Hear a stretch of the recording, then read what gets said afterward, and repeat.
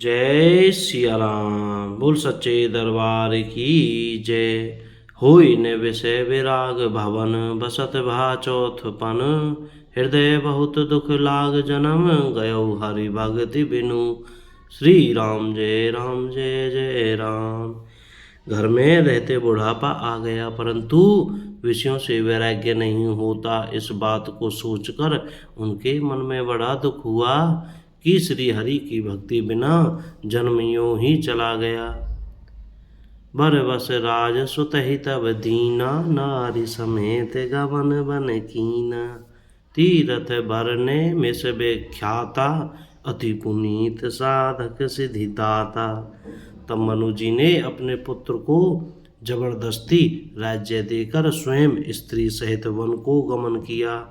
अत्यंत पवित्र और साधकों को सिद्धि देने वाला तीर्थों में श्रेष्ठ नैमिषारण्य प्रसिद्ध है।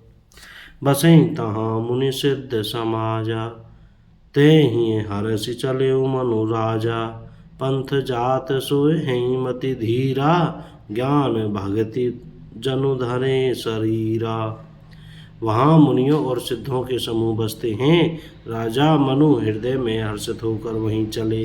वे धीर बुद्धि वाले राजा रानी मार्ग में जाते हुए ऐसे सुशोभित हो रहे थे मानो ज्ञान और भक्ति ही शरीर धारण किए जा रहे हों। पहुँचे जाय धेनुमति तीरा, हरसि नहाने निर्मल नीरा। आए मिलन सिद्ध मुनि ज्ञानी, धर्म धुरंधर नृप ऋषि जानी। चलते चलते वे गोमती के किनारे जा पहुँचे। हर्षित होकर उन्होंने निर्मल जल में स्नान किया। उनको धर्म धुरंधर राज ऋषि जानकर सिद्ध और ज्ञानी मुनि उनसे मिलने आए। जय जय तीरथ रहे सुहाए, मुनि नन सकल सादर करवाए। कृष शरीर मुनि पट परिधाना, सत समाज नित सुनहि पुराना।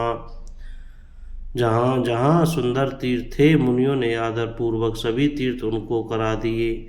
उनका शरीर दुर्बल हो गया था। वे मुनियों के से वलकल वस्त्र धारण करते थे और संतों के समाज में नित्य पुराण सुनते थे। द्वादर अक्षर मंत्र पुनि, जपै सहित अनुराग। वासुदेव पद पंकुरु है, दंपति मत मन अति लाग।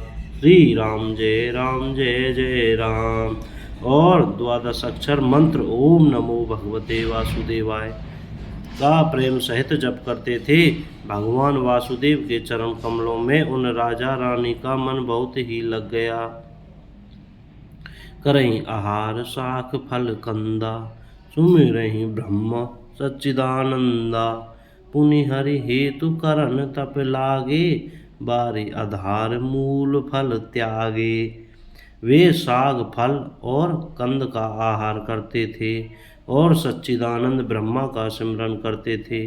फिर वे श्री हरि के लिए तप करने लगे और मूल फल को त्याग कर केवल जल के आधार पर रहने लगे। बोलो श्री राम जय राम। उर अभिलाष निरंतर होई, देखिए नैन परम प्रभु सोई। अगुण अखंड अनंत अनादि, जेहि चिंतहि परमार्थवादी। हृदय में निरंतर यही अभिलाषा हुआ करती थी कि हम कैसे उन परम प्रभु को आँखों से देखें जो निर्गुण अखंड अनंत और अनादि हैं और परमार्थवादी ब्रह्मज्ञानी तत्ववेता लोग जिनका चिंतन किया करते हैं। नेति नेति जेहि वेद निरूपा, निजानंद निरूपाधि अनुपा। शंभु विरंच विष्णु भगवाना, उपजहि जासु अंश ते नाना।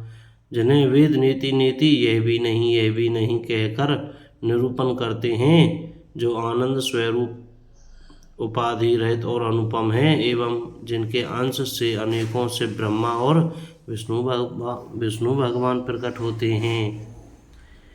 ऐसे प्रभु सेवक बस एहि, भगत हेतु लीला तनु गई।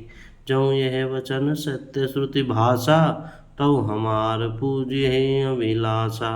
ऐसे महान प्रभु भी सेवक के वश में हैं और भक्तों के लिए दिव्य लीला विग्रह धारण करते हैं। यदि वेदों में यह वचन सत्य कहा है तो हमारी अभिलाषा भी अवश्य पूरी होगी। ए विधि बीत बरस सठ, सहस बारी आहार, संबत सप्त सहस्त्र पुनि, रहे समीर आधार।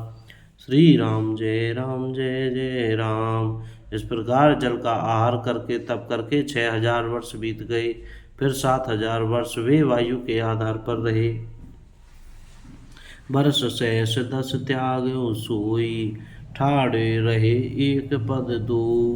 विधि हरिहर तप देखिया पारा, मनु समीप आए बहुबारा।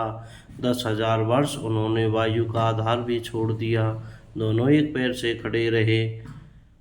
उनका अपार तप देखकर ब्रह्मा विष्णु और शिव जी कई बार मनु जी के पास आए। मांगे हूँ बर बहु भांति लोभाए, परम धीर नहीं चलहि चलाए। अस्थि मात्र हो ही रहे शरीरा, तदपि मनाग मन ही नहीं पीरा। उन्होंने इन्हें अनेक प्रकार से ललचाया और कहा कि कुछ वर मांगो, पर ये परम धैर्यवान राजा रानी अपने तप से किसी के डिगाए नहीं डिगे। यद्यपि उनका शरीर हड्डियों का ढांचा रह गया था, फिर भी उनके मन में जरा भी पीड़ा नहीं थी। प्रभु सर्वज्ञ दास निज जानी, गति अनन्य तापस नृपरानी। मांगू मांगू बरु भई नभ बानी, परम गंभीर कृपामृत सानी। सर्वज्ञ प्रभु ने अनन्य गति आश्रय वाले तपस्वी राजा रानी को निज दास जाना। तब परम गंभीर और कृपा रूपी अमृत से सनी हुई आकाशवाणी हुई कि वर मांगो। बोलो जय श्री सीताराम। कोई गलती हो गई हो तो क्षमा करें। जय सिया राम।